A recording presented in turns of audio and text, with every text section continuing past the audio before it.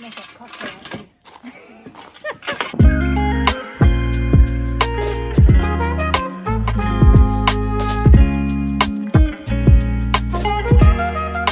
Hello everyone, this is my stack of books that I've taken away with me on holiday with my boyfriend.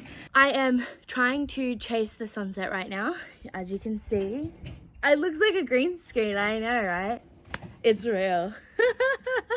It's getting quite dark, but this is our view. And we have the outdoor bath with the lantern. So pretty. And then the sun sets just over there. And we have some goat friends. We think the brown one is a little girl and the white one's a boy. Wow, super nice and cozy in here too. The kookaburras are laughing at us.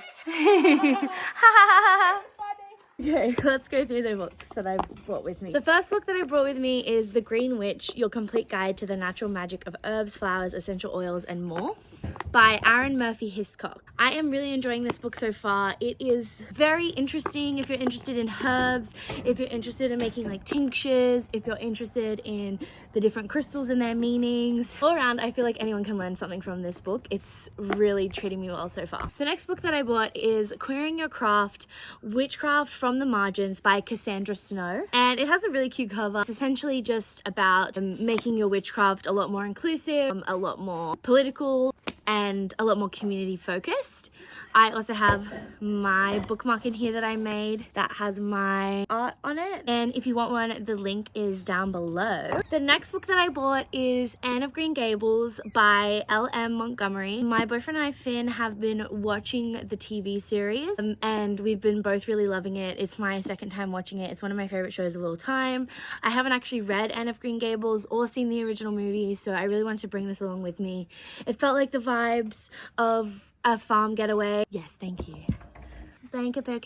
Poke just brought me my actual glasses, not my reading glasses. Anne of Green Gables is about an orphan who goes to live at Green Gables in Canada. She meets an older Marilla and Matthew who originally wanted to adopt a boy and was accidentally sent a girl. And she is such a beautiful character. She's one of my favorite fictional characters ever. I really relate to her and the zest she has for life and the way that she looks at things. I always think about Anne when I'm traveling, when I'm just doing day-to-day things. How can I make things more whimsical? If you're into whimsy, pick up Anne of Green Gables or watch Anne with an E, the TV show. The next book that I bought is Women Living Deliciously by Florence Given. This also felt very on par with Living Deliciously, Going Away. It is a feminist book about falling in love with your life, very similar to Anne of Green Gables in that it's trying to help you find your zest for life in a feminist way. So far, I'm enjoying it. However,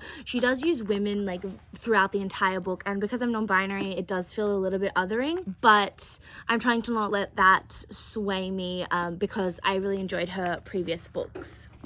The next book I brought with me is Anxiety, The Missing Stages of Grief by Claire Bidwell Smith. I haven't actually started this one yet, but it looks very interesting. Finn and I went to a book fair for Lifeline where we got to pick up a bunch of like secondhand books, and this one was $5, and it really spoke to me because my therapist has told me that I have been experiencing some anxiety because of avoiding some of the grief that I've been going through recently in my life, and I really wanted to delve into that and how that has been affecting me. The next book that I bought was Ladies' Night. It is, as far as I know, a fantasy romance novel with sapphic vampires.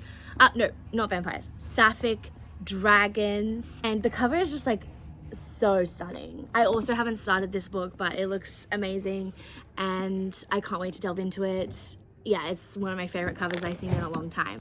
The next one I bought, which is also another book we got from the Lifeline book fair. It's called Recovery of Your Inner Child by Lucia Capaccioni, the highly claimed method for liberating your inner self. So it's all about recovering your inner child and healing your inner child, and that just sounds like something that I need in my life. I previously read The Artist's Way and it kind of delved into a little bit of that in terms of creativity. If you're interested in The Artist's Way, you should definitely check it out. I'm hoping this is going to be quite similar. It has a lot of different like prompts, different scripts, embracing and accepting of your inner child, which I have been wanting to do for a long time and have been doing so in therapy in many different ways. The next book that I brought with me is a collection of poems called Devotions by Mary Oliver, and Finn and I also made these really pretty bookmarks with them. I made like an ocean themed one.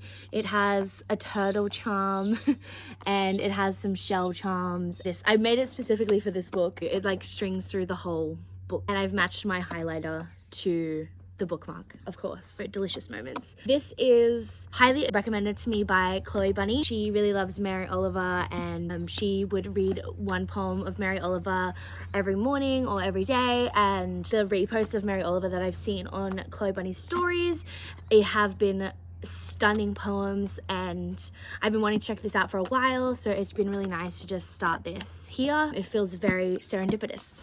The next book that I brought with me is Slow Living by Helena Woods. It is a book about living authentically to yourself, ways to ground yourself in peaceful stillness, bring more small and simple joys into your life, create routines that enrich your mind, the secrets to slowing down and noticing the simple joys everywhere, which is very much what I'm about. This is another one from the Lifeline Book Fair. I felt like it really came to me at the right time to start here. Yeah. The next two books are kind of like interactive books that you would like fill out. So the first is Healing Through Words by Rupi Kaur. I have been slowly going through this since, I'm gonna say like 2021 maybe. I'm still like not that far into it. It's quite confronting, but it's also really beautiful. It has like amazing prompts to help you start writing poetry and figuring out what you would like to write about. It helps if you are kind of a person who wants to write more but doesn't really know what they want to write about. I would recommend this book. I'll read some of the prompts to you. The next prompt that I'm up to is to the people who've touched my body. Write a letter addressed to all the people who've touched your body. And it gives you like space to just free write. And then the one I recently just did is a list poem. A list poem is written in the format of a list. It's an inventory of people, places, things, or thoughts. And it gives you different topics you can choose between. So you've got grief, anxiety, failure, shame, pain, self-doubt. I personally did self-doubt, and it was a really awesome exercise for me, especially being away and not having to stress about anything else. I really enjoy this book. The last book that I have on my list is Illuminaire 100 Days by Glass Hatch. I got this online. It is a book for shadow work. If you are into spirituality and you know what shadow work is, this book is for you. If you want to pick it up, pick it up. It is a list of prompts again, and you can either like flick to a random page or you can go from the beginning as I've done. They're quite like intense prompts, so take your time with it. Do I accept that my emotions do not define me and that I can note them without acting on them? Do I accept that my thoughts do not define me and that I can observe them as just thoughts? Some other prompts are, how do I handle criticism? Do I have a tendency to point the finger back at someone who is upset with me? So there is some really self-reflective shadow work prompts in here if you're interested in shadow work. If you don't know what shadow work is, it's essentially looking at the inner parts of you that are maybe a little bit more problematic, a little bit more hard to accept, hard to love, and really excavating your inner self to really get to know yourself. A lot of people don't really know themselves, don't really know the way that they act on a day-to-day basis, and this kind of helps you to figure out what your flaws are and the points in which you want to grow with them. Yeah, I really recommend this book. That is my final book on the list. I'll show you my stack. Here is the stack of books that I brought. I know it's a lot of books, but we were here for 10 days and I really wanted to have a book for everything that I was feeling and going through, and I really feel like this has been a very comprehensive list of everything that I could want to learn or do while I'm away. Maybe I will try and convince Finn to come and show his books. Phineas, would you want to come show your books? Make a cocktail. A note for you. A note for me? Can I open it now? Yeah. I would share it, but it's naughty.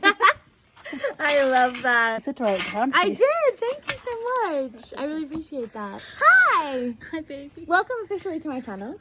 Would you like to introduce yourself? Hi. My name is Finn and I'm Abby's boyfriend.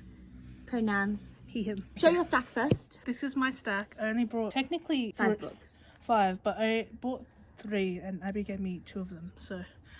I was reading this one today, Angels by Hope Price. True stories of how they touch our lives. And it's alright, but it's very to do with God and...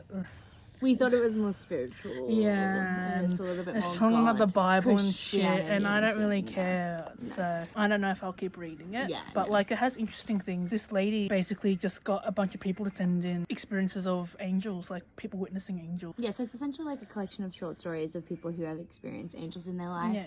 But instead of it being like a spiritual moment, it's more of like a how we've come to God, which is not what we wanted. No.